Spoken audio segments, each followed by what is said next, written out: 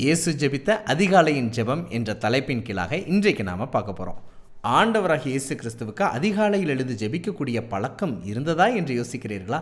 நிச்சயம் இருந்தது என்ற அழகிய வேத வசனத்தை நான் உங்களுக்காக வாசிக்க போகிறேன்.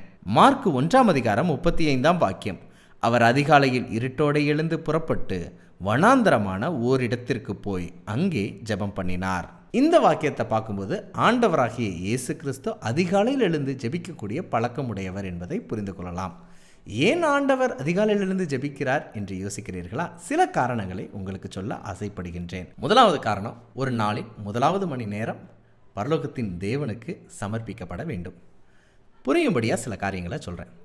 ஒரு நாளில் நம்ம எந்திரிச்ச உடனே முதலாவதாக என்ன சிந்திச்சிருப்போம் அப்படின்னு யோசிச்சு பாருங்கள்.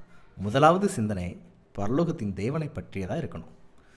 ஒரு நாளின் முதலாவதாக நாம் கேட்கக்கூடிய காரியங்கள் தவறான பாடல்களோ தவறான இசைகளோ அல்ல, பரலோகத்தின் தேவனுடைய வார்த்தைகளாக இருக்க வேண்டும். ஒரு நாளின் முதலாவதாக நம்ம பேசக்கூடிய வார்த்தை கர்த்தருடைய வார்த்தையா, வேதத்தின் வார்த்தையா, நல்ல வார்த்தைகளாக இருக்க வேண்டும்.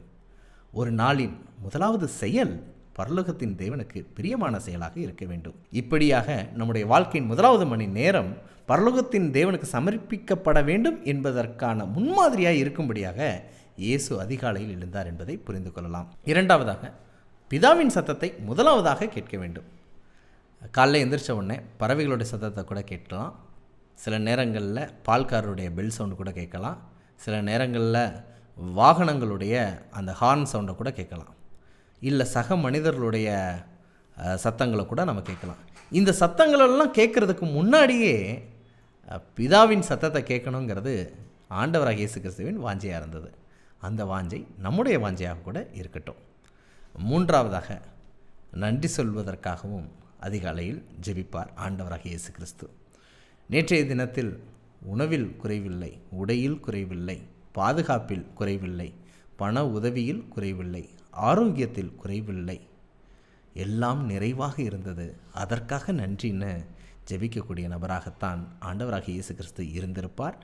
நாமும் அப்படித்தான் நன்றி உள்ளவர்களாக இருக்கணும். இப்படியாக அதிகாலையில் முதலாம் மணி நேரம் பரலோகத்தின் தேவனுக்கு கொடுப்போம். அதிகாலையில் முதலாக அவருடைய சத்தத்தை கேட்க பழகுவோம். அதிகாலையில் அவருக்கு மனதார நன்றிகளை செலுத்துவோம். இப்படிப்பட்ட காரியங்களை அதிகாலையில் நாம் செய்யும்போது பரலோகத்தின் தேவன் நிச்சயமாக தம்முடைய உள்ளத்தை நமக்கு வெளிப்படுத்துவாராக. இப்படிப்பட்ட வேதாகம ஆச்சரியங்களை தெரிந்து கொள்ள எங்களுடைய சேனலை சப்ஸ்கிரைப் பண்ணுங்க.